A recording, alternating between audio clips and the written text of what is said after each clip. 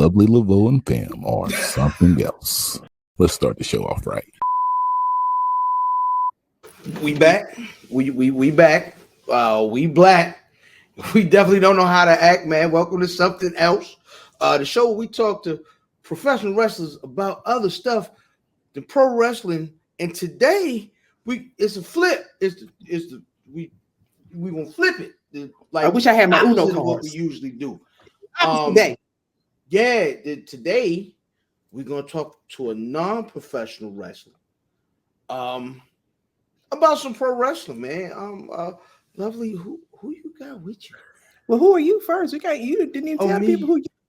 Oh, don't I know what they better not call me. Listen, I am over there 79 on your social media choice, aka the All Anderson of podcasting, Captain Brew Albano, Brew Diamond Phillips, Thinking the Dragon Stevo, Pod Shampoo, God's favorite podcast, the Potty Pipe. I'm in the podcast, Chew Bubblegum, and I'm all out of Dentine Nice, and my tag team partner. As always, it's your girl, Lovely Laveau, the black brew hop with the big blue hair. Not today, but what we do have today is an amazing guest, somebody that I've been wanting to talk to for a very long time. He went from social media pariah to having his own show and going on tour. Everybody, we have KevOnStage, and it's Kev on stage. His name is not KevOnStage. I don't know where y'all got that from. How you doing, brother? I'm good. How are y'all? Thank y'all so much for having me. I appreciate the illustrious intro. I'm glad to be here. Well, we are so happy to have you, sir. People have been asking to get you on this particular show because they know how we tend to entangle with, I guess, August Alsina. But I didn't plan on doing sometimes entanglements just fall in your lap. But today, I'm sure that's usually how it happens. I would like for you to be quiet. Today we have Kev here, and a lot of people have started to see you more, kind of talking about wrestling on the timeline, but you started on social media making us absolute, just holler because you're funny, just effortlessly. Tell us, how did that start for you? Being funny or doing it on social media? Well, both, because, sometimes trauma calls funny.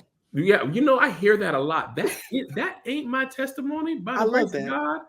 I see, comedians that just come from a dark place and the little moments of laughter out in the D, and I'd be like, whew, bless God, that ain't me, amen. Amen. Really, comedy came as a kid. I was just I figured that when I made my family laugh, they let me hang around grown folks longer. I could sit a little closer, I could go to bed a little later. Then you know how black people do. Come here and do your little dance. For me, it was come here and do what Sister Daniels did today in church. And then I would copy her or the pastor or whatever the funny thing happened. They would call me in to make them laugh. And that's when I really found out early on that church folks act like stuff is funny, and then when they're by themselves, they be laughing. Yeah. So I feel like that's what happened. And then social media wise, funny story. Years ago, I thought I was going to be like the next Tyler Perry, Jacarius Johnson, or David E. Talbert. And I was trying to do plays. Forgive me, man. My dog is tripping. This is okay. You should have left that off mute. Yeah. I wanted to hear that one. He always doing the most. Oh, sorry about that. Right. So hold on, y'all. Just my nieces are coming in. Hey. This is the kind of stuff that we like. This is real black entertainment television. Yeah, whole time. Hey, going on, round it up. Get going out now. You see me in front of this microphone. Sorry, y'all. My nieces do not care about the podcast, nor would I could be talking to President Obama and they'd be like, yeah, anyway, man, where's the snacks at? No, I feel that. Anyway, to answer your question, I was trying to be like Tyler Perry, Jacarius Johnson, David E. Talbert. We were living in Tacoma, Washington at the time, and we found out quickly that there's not enough black people there to mount a successful play business, right? We would read about Tyler and David E. Talbert, and the one common denominator to their success is that they would be in Atlanta or they'd be touring in the Southeast, up the East Coast, where a larger percent of the black population is. So we didn't realize you can't make no money doing a play one night unless you're selling 7,000-8,000 tickets, of which we were not. Right. So I was about to quit entertainment totally, just coach my son's little basketball team, go to work, have my little white picket fence. and there was a trend going on YouTube that was stuff girls say. And I told my brother, my best friend, and I was like, yo, let's try this trend. Let's just put our spin on it. Let's do like stuff Black parents say and stuff Black church girls say. We had asked our wives to be the Black church girls. They all said no. So we just put wigs on and did it ourselves. And both of those videos ended up hitting over 1 million on YouTube, which at that time was a very, very rare feat. Yeah. And that kind of launched my social media career. And from then on, we were like, yo, maybe if like the original plan was, if we get enough fans on the internet, we can do our plays. And then we quickly realized maybe the internet is actually the thing, right? From Tacoma, we still weren't gonna be able to mount no plays. People started flying us around to do our kind of like 3-man comedy show. And that's where it began. And I just, from then on, I was like, internet. It's the greatest equalizer. I'm gonna build my own fan base. Somewhere along the way, I decided plays was no longer it, but entertainment was. Like I know, like the internet makes the world small and it brings everything to you. Yeah. Where did you see the intersection of the internet and pro wrestling for the first time? Ooh, I wouldn't even say it was like that, right? It was kind of reverse engineered for me. What happened was I grew up a pro wrestling fan as a kid, like late 80s, early 90s. You know, I'm ashamed to admit, actually not ashamed. I didn't know Hulk at that time. Kayfabe, we was all Hulkamaniacs. Then I switched over to Ultimate Warrior, and that was my guy. You know, Papa Shango. I was all in. Yeah. Then I kind of fell off a little bit. I'd say like, I guess, okay, now that I've done my research, I'd say I fell off after the Attitude Era, right? After Stone Cold, The Rock, I pretty much watched the WCW Nitro Wars. Like I was all in on DX, you know, I was all in. But somewhere along the way, when The Rock and Stone Cold faded, I just kind of faded out too. Yeah. I was kind of aware, but not, I was aware of Roman Reigns. I remember seeing on the timeline all the time, like they trying to force him down our throat. He ain't never gonna be over. He ain't never gonna be over. I was like, dang. But I didn't know much about Roman Reigns. But what happened was my oldest son was really into wrestling. Like he was super heavy into it. So he asked if we could go to Raw or Survivor Series. Survivor Series came to LA and we went. And what happened was in person, I was 8 years old again.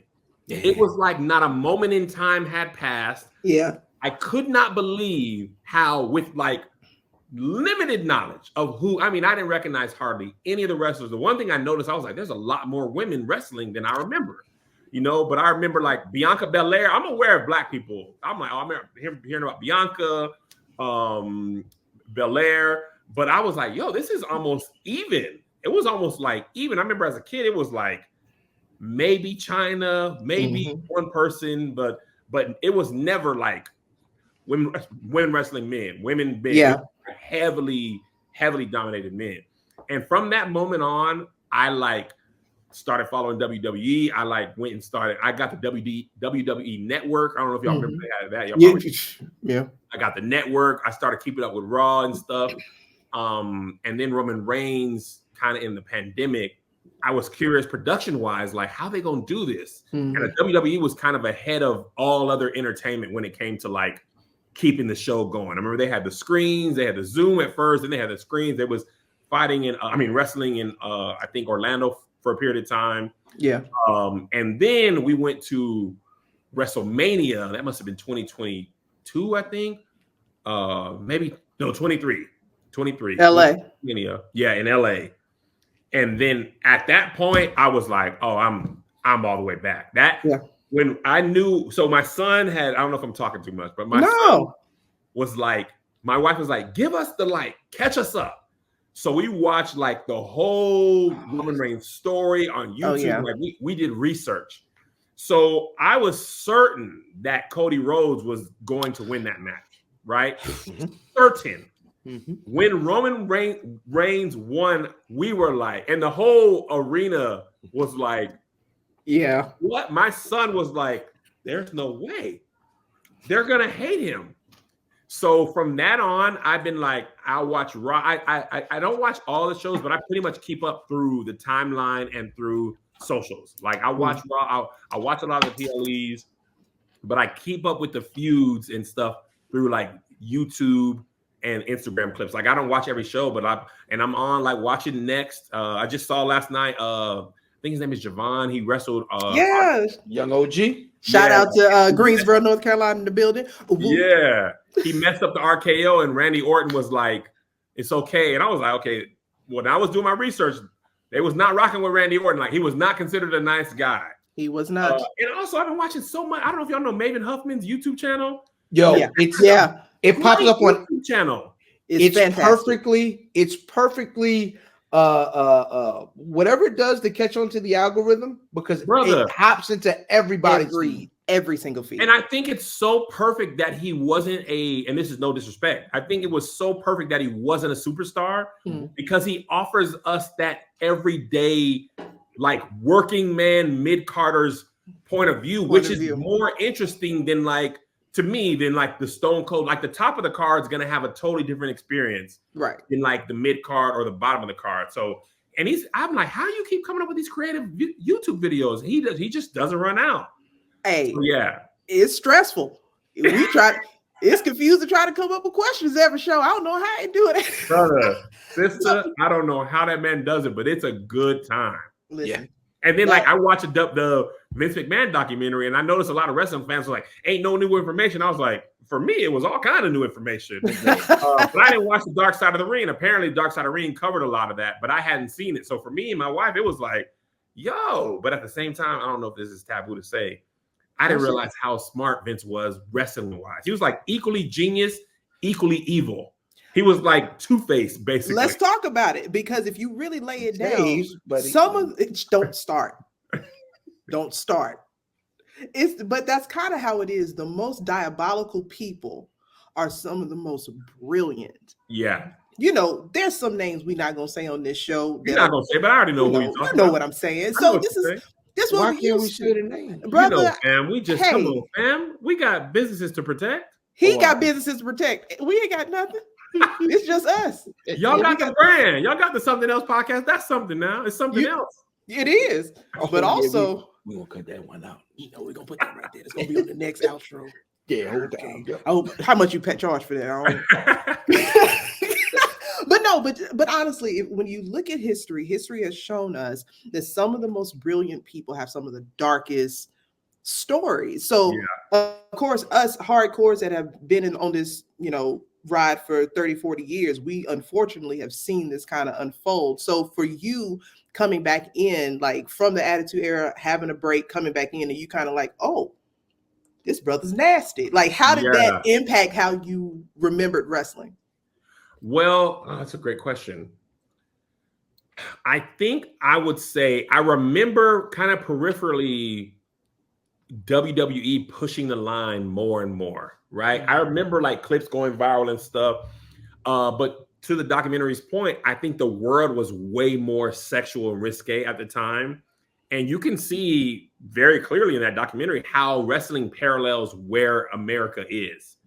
At least, actually, a lot of time. Still now.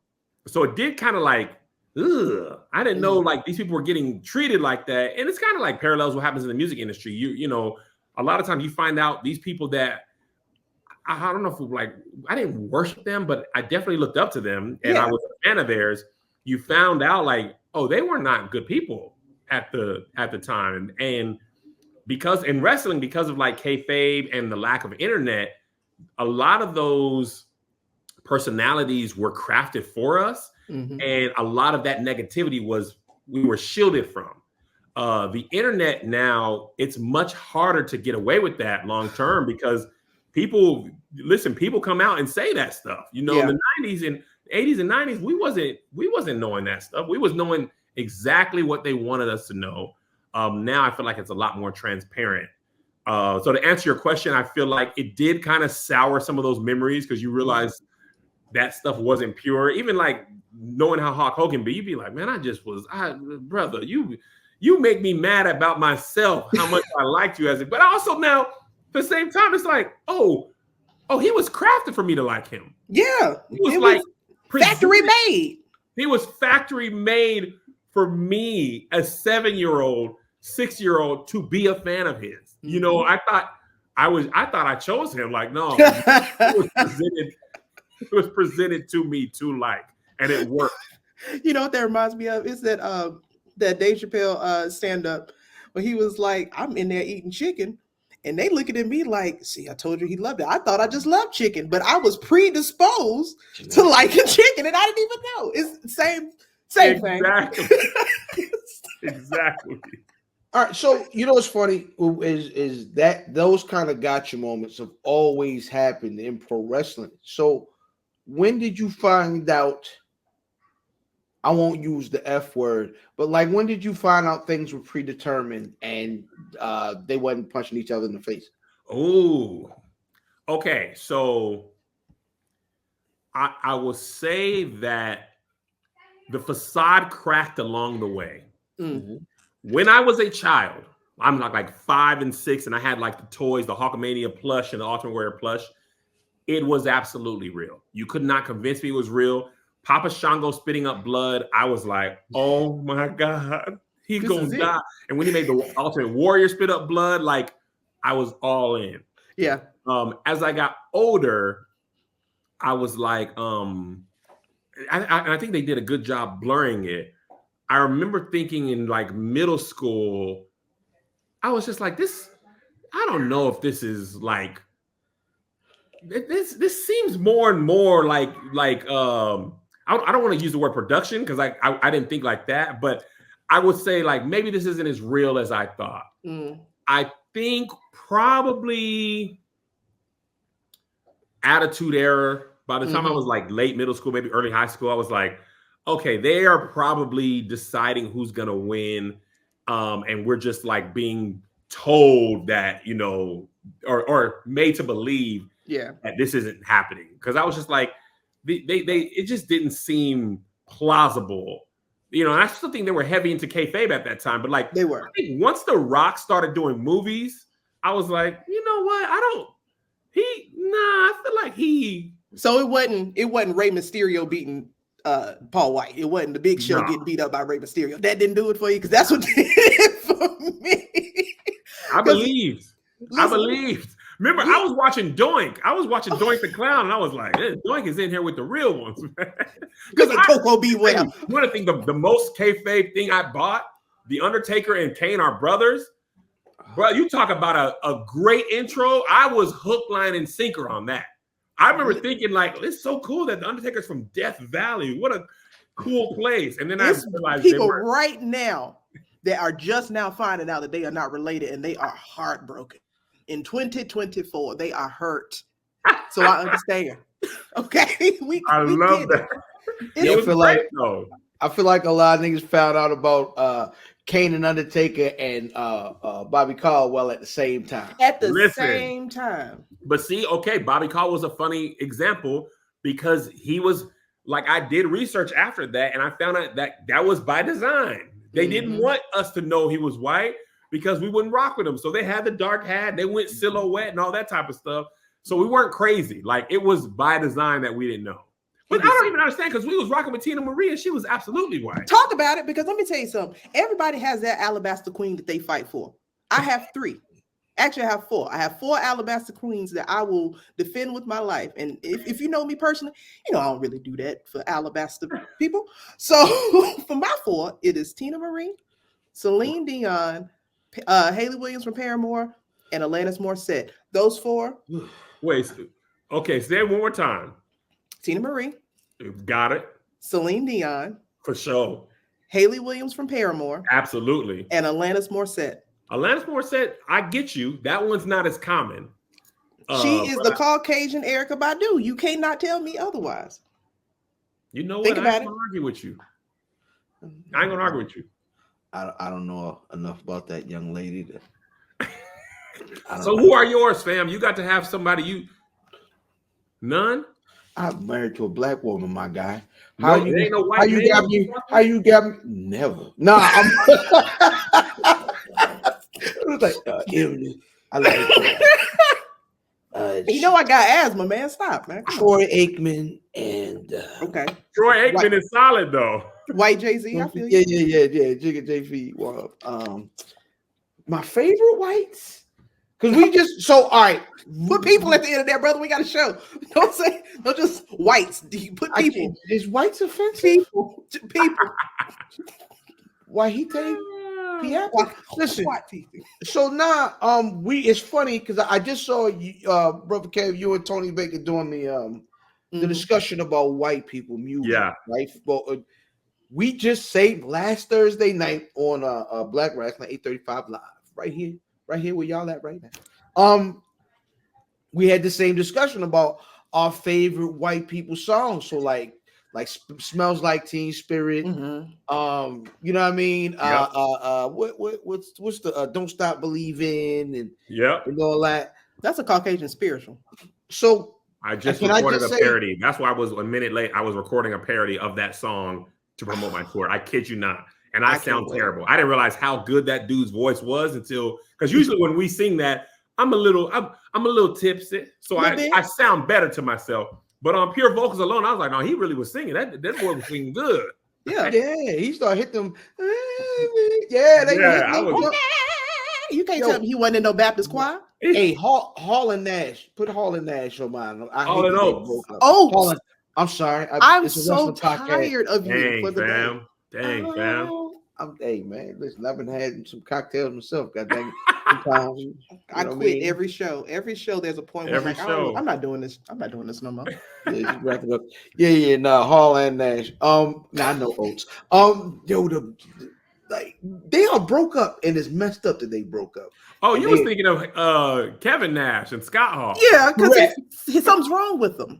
Correct. Yeah. That was the other Hall. We got Hall and Nose and Hall and Nash. Yeah, I know. I saw a girl in an outside t-shirt today outside my job, and I was like, "Oh, you one of them?" And you know what I mean? Hilarious. But now Hall and Oates is messed up. You know what I mean? They broke up. You know what I mean? They never get back together. They talk bad at each other in front of like reporters and stuff. That's over. So somebody get them back together, man. Man, you have too much of a quality mustache to get. So did the Fat Boys. What happened to the Fat Boys? They broke up too. Now they rest in peace to most of the Fat Boys. All right. So he don't have no Caucasian people that he fights for. But those are, as far as music is concerned. Yeah. Did Tony Romo count? Tony Romo, you bet not fight for Tony Romo. As Cowboy fans, his name is Antonio Romo. We not fighting for no Romo. Exactly. No Romo, no more. I did not know his name was Antonio at all. That's hilarious. I thought Tony Romo is Cuban. What? Google it. Google it right now. Yes. Tony Romo is Cuban? Tony Romo is not a white man. You being for real? Yeah, very, very, very for real. Yeah, Tony Romo is one of the greatest Hispanic quarterbacks of all time.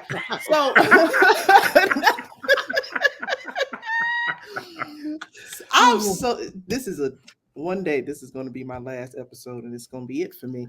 So when you say that you watched the documentary and you saw how kind of the background of the nastiness that you didn't know what was going on, my main question was, what on earth prompted you to join in on the conversation on the internet with Rasslin? Have you not seen?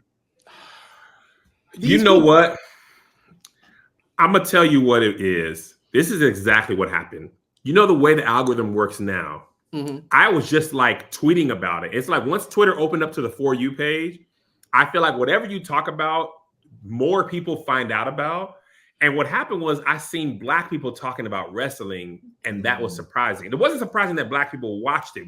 I know we delve in everything, but I didn't realize there was like a Black community. I know like the Public Enemies podcast, I was like, this is a Black person behind this podcast. But what happened was I just was like, I was just like, I just started talking about it, and more Black people started responding to me. And that's the same thing that happened with anime. Like I fell into the community because I tend to respond to people on social media. Like, so now I just be following people talking about it. And me and Black people, we are so funny about how we talk about stuff. Yeah. And it makes it more interesting. Game of Thrones, from Scandal, Death Throne. wrestling, anime. It's so much more interesting to enjoy when people like you are talking about it because we be so funny and informative. I be finding out a lot of stuff, but in a funny way too. So it makes me part of the conversation. And I never felt like the rest of the community has never been like, nigga, you don't watch all this stuff. Like they have always met me where I'm at. I've never been like, I'm an absolute wrestling fan. I ain't watching every show. I don't know everybody in AEW. I know, a few things about a lot of things, but I don't know everything about nothing. Yeah. But the community's kind of been welcoming, so it makes it more fun to talk about. Yeah. Because when I started to see you talk about wrestling, the first thing I thought was, oh, he needs to be here as soon as we get the opportunity. He's got to be here. But when you started your anime journey, oddly enough, you and I started around the same time because I didn't watch anything past Dragon Ball Z or Pokemon. Yep. I didn't know nothing about nothing. So I think the One Piece live action came out, and I love live action, versions of everything. So I watched it, started recording my journey on TikTok, and then I saw you was doing. I was like, okay. And that was Black people too. Right? That's what happened with me. It was Dragonfly Jones was like, yo, this show, Blue Eye Samurai, is one of the best shows I've ever seen, period, live action or anime. And I was getting ready to take a long trip, and I just happened to be looking for something, downloaded it all, watched it, and the moment I was like, yo, this show, I can say nigga?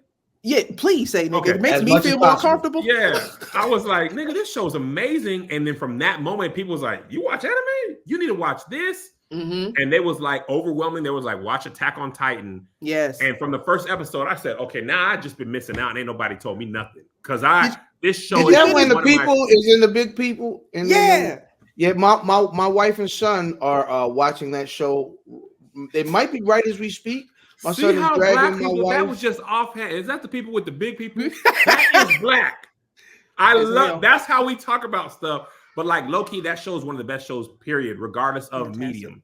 It's one of the greatest shows I've ever seen instantly. But and wrestling, I feel like, is in a really good place as well. Like the Bloodline story, as a creative, I'm like, there's no way. Like after WrestleMania, I knew Roman Reigns would drop the title at this WrestleMania. Yeah. Right? I feel like I knew that. So when The Rock came in, I'm like, oh, okay, I see what they're gonna try to do. But when he dropped, I knew like, okay, he's gonna be gone for some months. Like he's been out here for some minutes. I'm like, how are they gonna build this back up again? And Cody is on a different path. Roman Reigns, and how they've been building this person by person, feud by feud. The Rock coming out at Bad Blood, timing that with his movie. As a creative, it is really interesting to watch this like long form storytelling, knowing they got to do, shows weekly and they got the premium events. So I'm just interested as a creative, like how do you craft that? When I tell you, when I'm in person, I'm not a creative. I'm a child. And these are heroes that are larger than life. And they're slamming each other and there's fire. And I am a kid again. Like it's so amazing how they create this fantasy world. And I think the shows as well, right? But live is just, to me, the most invested I ever feel, right?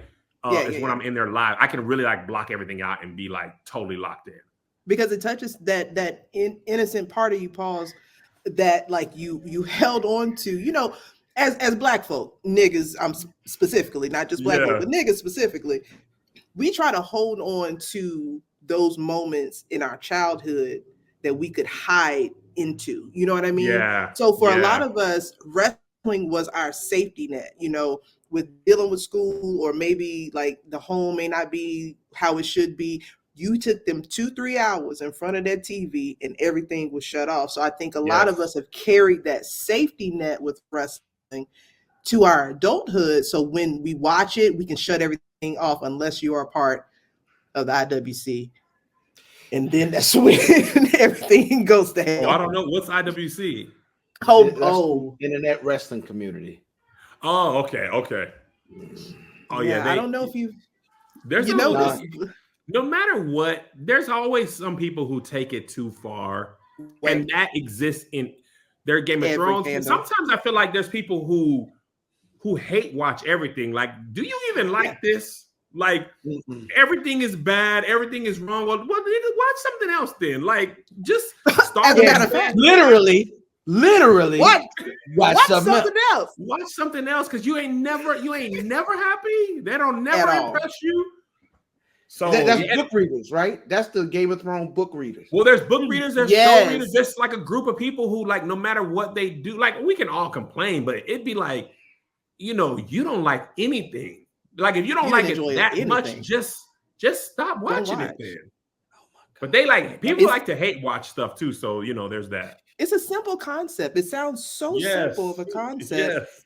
Why it's not understood, I can never seem to figure out. Why literally if they stop watching, what they gonna complain about? Life. I'm sure they have things at home that they can definitely complain about. I've seen some of them in person. Yeah. Shout out to y'all. I'm sorry. What are those? So a kind of a recurrent theme is like escape back into your childhood and like those wow moments.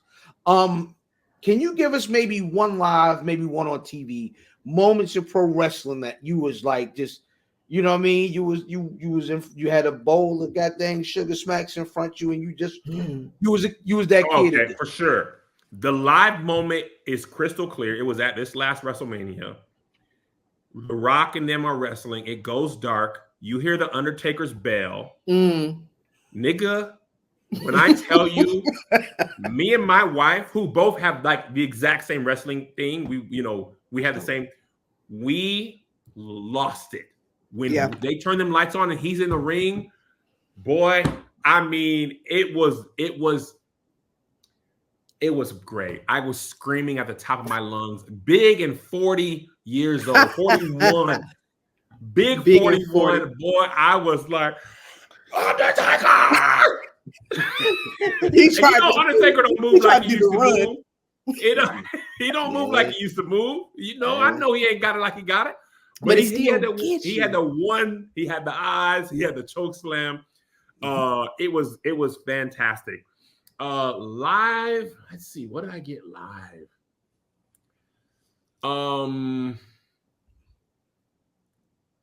Let's see, man, there's been so many. I don't think there was anything as big as that. I'm trying to think of what I was like. I think I was watching when Jade and Bianca won their titles. Was that in Scotland? Or were they in Europe when they won? Was that Crown Jewel? I don't remember where they won. You talking about Clash at the Castle? Was it Clash at the Castle? I'm not. I was watching that. It was either that or maybe Bash of Berlin. I'm not sure. They all kind of they run together. But when they won, I was like, it was super dope to see Black women, and I just thought that was early for Jade, so I didn't think she was gonna get the title. I was like, oh, they're not gonna give her that early. Oh, you know what? Wrong. That was dope. It was Kofi Kingston winning the WWE. There it is. Because I remember that was a moment like people started talking about it, like it was a possibility. And even though I hadn't been watching, I was like, Black man might be able to win. I was zoned in, and that was it. That was the moment that was probably as big as the Undertaker moment. Because just as a Black man, I didn't even realize that hadn't happened yet. You know what I mean? Like, well, The Rock won, but he wasn't. He was Black and Samoan, I guess. And that's the conversation, and that's where the conversation takes a turn, because what's Black really to some people may not be what it is to other people, but what we can say collectively, it was something special about Kofi that we were. Is that my phone or your phone? That's my phone, Lord. Hold on. That was my mama. It was my mama. Tell Mama Lovely I said all right now. I got it. But no, it was something about paper right. I'm sick of you. It was something about Kofi winning that didn't just touch us, right? Yeah. Kofi winning was so universal because people outside of the culture knew how important it meant to our culture. And the most important part about that is that they allowed us to bask in it.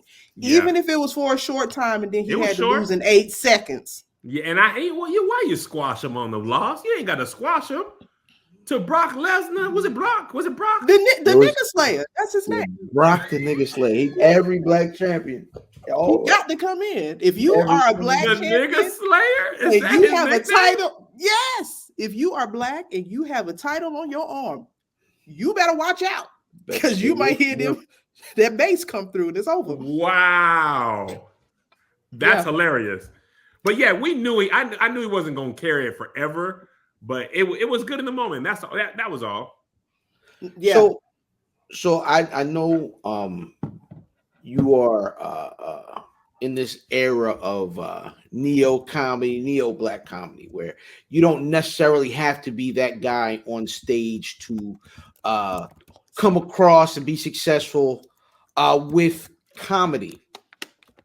And there are a bunch of comedians that I see around you, you know what I mean, the Tony Baker, you know those guys. Yeah. Can you give me, I'll say 3.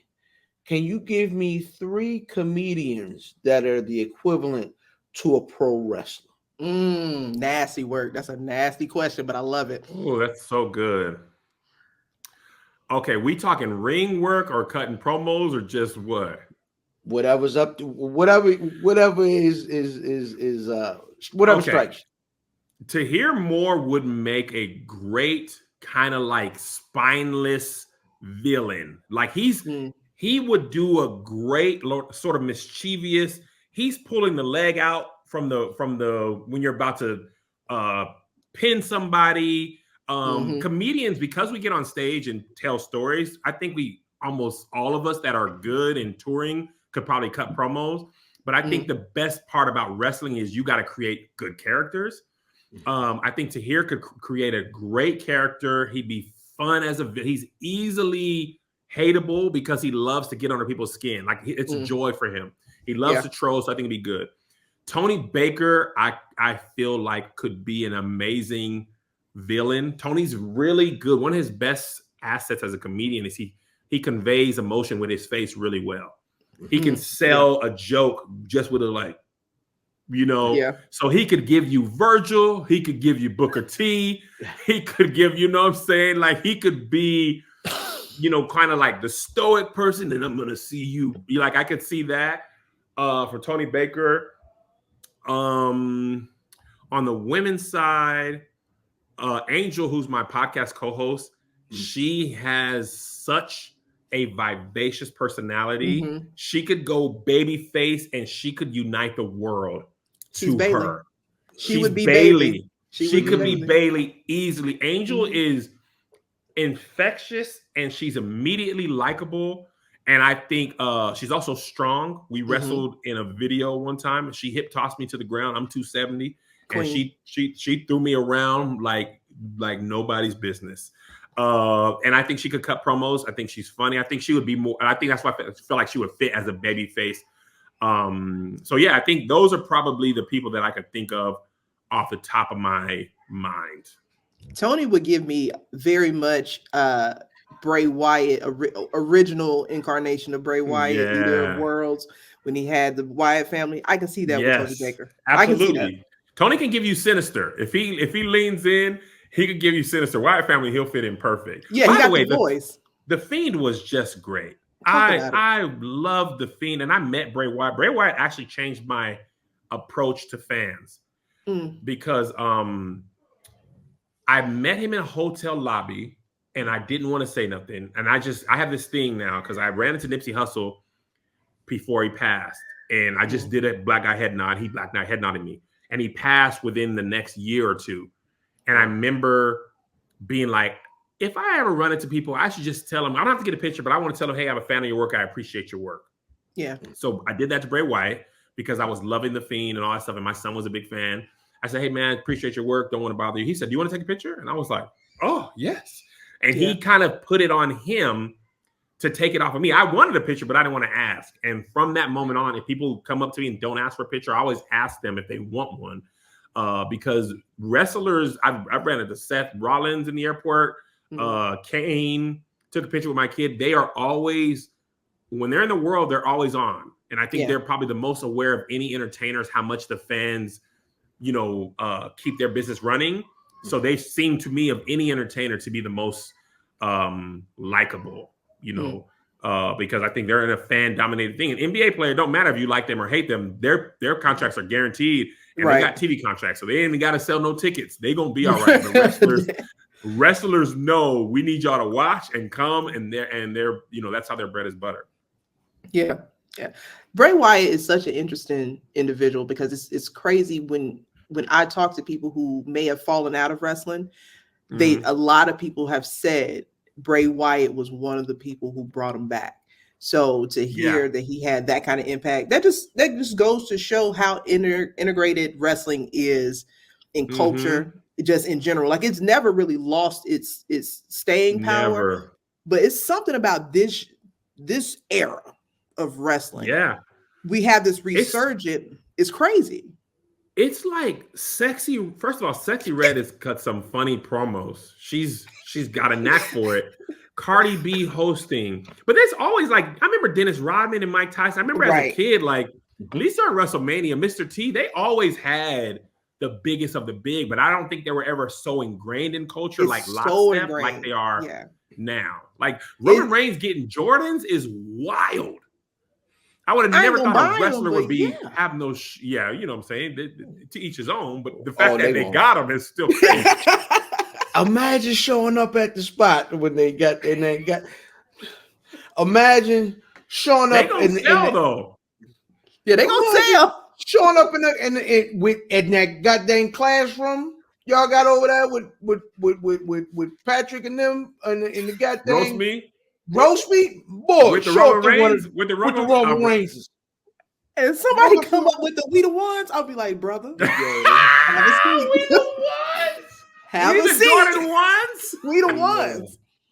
You about to get your ass beat up. And I also think wrestling has worked more because everybody ain't wearing the panties. And when we were a kid, everybody wore the panties and the boots. Roman Reigns, he had the pants on. Some people started wearing. John Cena had the jean shorts. It's like it was a lot of panties early on. They got more pants. I think pants is helped. Baby, wrestling panties is the name of the episode. No, you know what's even funnier? So I gotta tell them this now. A couple of years ago, maybe 2 years ago, we had started this thing called Black Wrestling Draws. It was not about what you think. It was literally trying to show that Black wrestlers draw viewerships. Got it. And of course, people on the internet took it, ran with it. So I just turned it into a joke. I was like, you know what? We just gonna talk about actual Black wrestling draws. And I just used to post pictures of the wrestlers in Black wrestling draws. Shout out to Stone Cold. You see? I asked that on Twitter one day. I was like, if you were a wrestler, would you wear the panties or would you wear the jeans or would you wear the pants? It's some people that surprisingly, a lot of people are like, I'm going panties. You got to go panties. You know the confidence you got to have in yourself to go out there. You got to feel confident to go out of the panties. You got to feel about yourself to go out of the panties. In the man panties? Because Roman started in the man panties. I thought they saw that. MC Hammer biker shorts. They wasn't MC Hammer biker shorts. Liaki had the panties. He did have the biker shorts at one time, but when he transformed from Liaki to Roman Reigns, baby had the Black wrestling draws on. I remember. All right, horny. I remember. I was watching. I didn't even know he was Liaki until this moment. I'm going to look this up, though. Please look it up. Look at FCW. You'll see the incarnation of Roman, Seth, Dean, a lot of those guys that we're seeing right now. Before they were the Shield. Oh, before they were the Shield. They weren't even the Shield then. Okay. Hey, Kevin, I ain't know about Liaki neither. I thought he made chopped cheese in Harlem. Why do I come back? I said season 2 was it, and I came back for season 3. Oh, snap. I don't know. I don't know what his problem is. And he has it with a straight face. That's why I don't like this nigga. Oh, snap. Hey, Kev, when you found out that Hulk Hogan was a bigot, like, you know what I mean? When was your childhood? It was that Gawker thing. The Gawker. It was the Gawker thing, and they caught him on tape, and it's been like, it's been downhill ever since. And the thing is, man, Hollywood Hogan and the NWO, I was like, I never thought he'd turn heel. But that doggone Gawker thing, I was like, oh man, you are terrible. You are really terrible. So yeah, that messed me up. But I mean, I had fell off from his support by then, but I ain't know he was like that. You feel me? So that he was. You never got to know. You never meet your heroes. Never find out too much about them because they might not be what you think. And that's the thing with the internet that you were saying earlier, is that there's like, we know everything. That's so too much access to Yes. me ruins so much. So I love that you're part of wrestling Twitter, so to speak, but you're on the outskirts to where that side of it doesn't get nasty to you. Yeah, I agree. And I feel like I'm like that about a lot of stuff. I'm not in enough to be jaded. Wrestling, anime, WNBA, I can like all these things and enjoy them for what they are, but I'm not so ingrained that I'm like hating everything. And it makes it more enjoyable that way for me. Yeah. Stay on that fringe. The really cool part about it that we always talk about though is like you find your tribe, right? Yeah. Is you hear people talk about, like, speaking of like the black draws, that's how I knew somebody was gonna lose a match in the 80s and 90s, because it was Coco Beware versus the nigga in the black draws. Black draws was always gonna lose. Black draws. And they say his name real, and he just pointed to the crowd. Yeah, Mr. Black Draws. All right, take it easy, brother. You have a good time, man. It's funny. What's the biggest thing that you get from wrestling that you can kind of apply to what you do on the internet? Ooh, one, everything is wrestling. I think Van Lathan said that. When the correlation between politics and wrestling was so much more, like Donald Trump easily could have been a wrestler. He was a wrestler. And how people are moved by that approach to stuff is one thing. As a creative and entrepreneur, wrestling as a business is a very well-run business, right? I'm thinking like, I don't know if this is what y'all are asking, but I'm gonna just answer it how I see. When Roman Reigns comes back out after that hiatus, and he's got the OTC shirt, and that episode ends on the WWE shop, that OTC shirt is for sale right now and sold out. They're planning ahead, and then production resources wise, how they're leapfrogging, like introducing new talent, and also the thing that I think it might be the most thing. Nothing lasts forever. You have to find ways to stay fresh, do something fresh. Even for me, like content wise, I just think about how my videos used to look. I used to do side by side like this. Then TikTok turns over and now everything's this way. And like I used to do sketches. I've done like every iteration of internet content style. And if you're not constantly evolving, you'll look back and people will be like, nigga, you still doing that same exact thing? Like I do the same thing in a new way, and it allows it to feel fresh.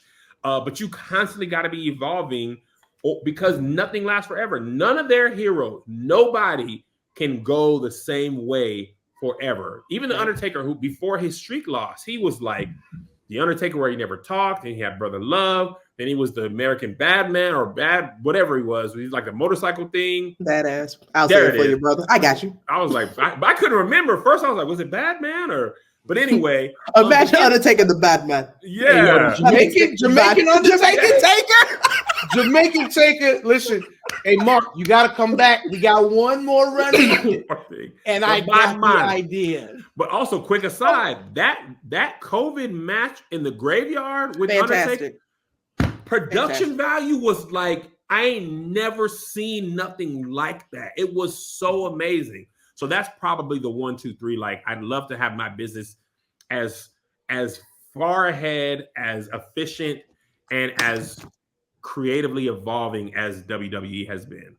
No, that's a valid point because they have figured out evolution of not just the fandom, but technology, where media is, and you have to 100% have the 1, 2, 3s of that.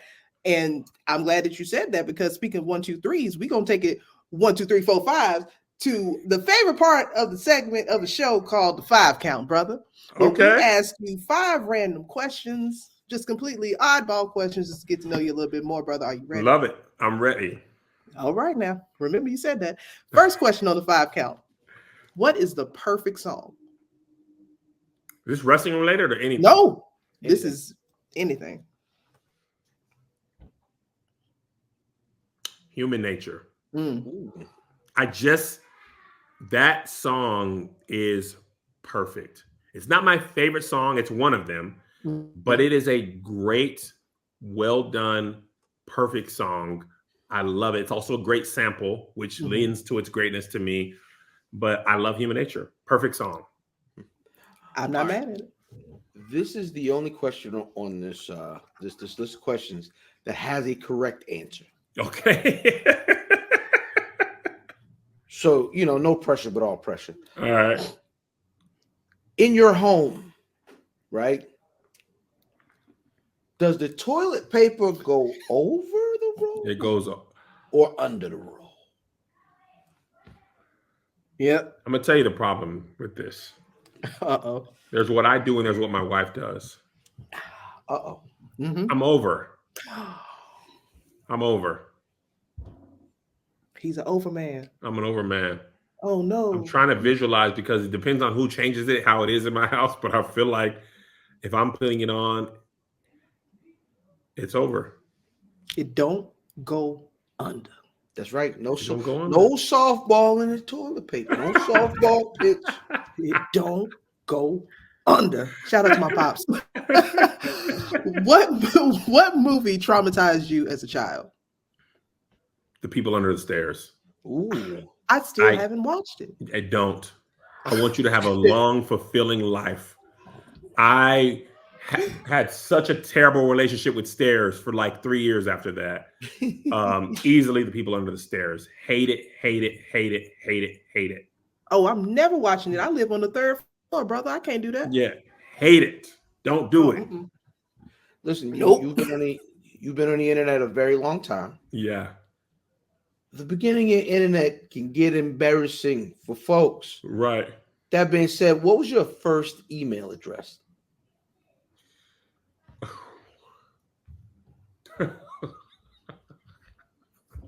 Uh-oh. We got a good one. Oh, man. I believe it was BigBaller30 at AOL.com because I was a hooper and my number was 30, but I wasn't a regular baller. Oh. I was Big Baller 30. You was big baller. Big Baller 30 at AOL.com. Laveau Ball gonna come for you. Yeah, he coming, triple B's coming for me. But were you also a shot caller? Wasn't a shot caller, just a big baller. Just a Would big love to baller. be a shot caller, but I hadn't made it a shot calling yet. I was just big balling. But we are on your way. I wanted to be a baller, shot caller. I wanted 20-inch rims on my Impala. Caller, get laid at night. But I didn't have no Impalas. I definitely didn't have no money for no 20-inch rims. But I wanted it. I wanted it is the key. I keep saying I The got to key is stay he away said from he bald people. wanna be a baller. I've got to stay away from bald people. Y'all are insane. I gotta leave. The last question on the 5 count. What is your favorite episode of Martin? Ooh. Man, that's so tough. Mm-hmm. Yeah, because black people ain't gonna let you, like, if you pick like a bad episode. Yeah. Like my favorite episode is that time that they tried to make a backdoor pilot and No. man was at the record label. That's No. your favorite episode, son? That's the one. Real. You ain't watched the show. Man. Okay. Can I do like 2 and a pop? Yeah, go on. Because to me, it's about the moments. Yeah. Dragonfly Jones fighting Kenji in front of the people in the living room, watching the cast not be able to hold in their laughter, and Martin just being so physically funny. Yeah. I laugh every time like it's my first time. I just can't believe somebody could be that funny. He's hilarious. And along that lines, when they went to the vacation and that little raccoon dog thing, dog, Real. the way he was boxing that, and then probably when he had the dog, the Nino Brown dog, and he was playing, and then finding out later they won the dog and they couldn't get it. So like infinitely funnier the way they did it. It made it so much more funny when you heard the backstory. Oh, absolutely. And the way Martin was like playing it straight as if the dog was really barking. Heel. Like, bruh. Everybody else was like it. Tommy could not deal with it. Just no. And the thing is, me and my wife have like we introduce our kids to Black culture. The thing is, we show them those episodes and they still hold up, even though it's like it looks dated. Funny wise, they were cracking up like we were in the early 90s. So it's so good. Martin is the funniest show I've ever seen. I agree. Well, it's Pure up there. That and Jamie Foxx show neck and neck. Depending on the episode, we right. I'm with you. Right there. We right there. And also, shout out to your beautiful wife. She is absolutely gorgeous, and she has such an energy that is so infectious just through the internet. Never meeting her, but she's just. You did a good job. As good as ever. Oh my God, it's the best decision I ever made. When I met her when I was 16, I was like, this is as good as it gets for me. Thank you, God. I pushed my chips in and I never looked back, and I never will. It won't get no better for me. Yeah, you definitely won, and it just seeing a Black family showcase the way that you guys are showcased, it gives my old ass a little bit of hope that maybe I'm gonna keep looking or striving. I don't know. Yeah, y'all got 2 years and it's over for me. You get figure it out in 2 years. By the time I hit 40, that's it. If I ain't got no ring, I ain't getting one. She just came in and asked me who I was talking to, and I was like, I'm on the podcast. She was like, oh, okay. Tell her she's amazing. I love her so much. You're amazing, Liz.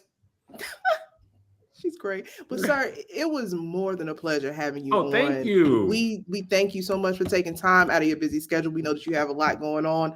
Absolutely. If you would we saw you had Mick Foley and them shouting. Yeah.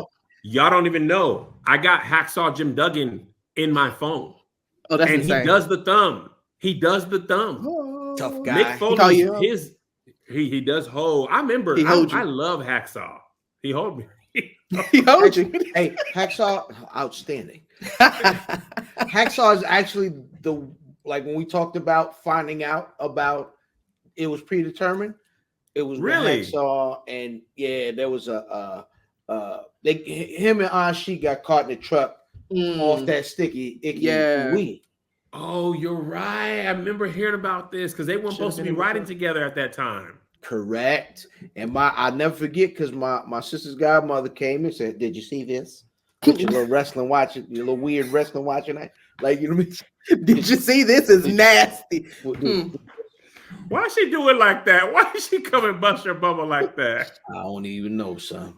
With your weird wrestling watching ass is nasty. God dang it, Debbie. Like you were doing something illegal, like you was watching porn or something. Watching them people. In the man panties. In the black wrestling draws. Tell the people what you got coming up, where they can find you, and anything else you want to leave the people with. Yeah, absolutely. KevOnStage.com. I'm about to start a very large scale tour next year, starting in January, pretty much every A and B market. So if I ain't in your city, I'm probably within a 3-hour drive or a very short flight if you really want to see me. But other than that, man, just follow me on whatever social media site you're on. KevOnStage, I should be on there. I'm gonna be on there somewhere. Yeah, thank y'all for having me. We appreciate you. We've already figured out what dates that we're coming because you're coming to where I live and where he lives. So we gonna perfect. I'll leave y'all some tickets. Look at God, won't he do it? I ain't got no money. I'm broke, baby. Baby. Let me know. I'm broke, baby. Let me know where y'all want tickets, and I'll leave y'all some for sure. No, we appreciate that for sure. Fam, you want to let the people know where to find you? Hey man, IlFam79. I'm still recovering. I'm sorry. IlFam79 on your social media choice. At Black Rasslin on all social media. 835 Live. You already know what it is, and you know. Other way. As always, it's your girl, Lovely Laveau. Find me on all social media platforms at It's Lovely Laveau. Also, new t-shirts are coming out soon. Stay tuned. We appreciate you guys for sticking with us. And as always, we are something else. Bye. Peace. Oh, shit. Say it again. Say something else. Oh, say something else. Say something else, nigga.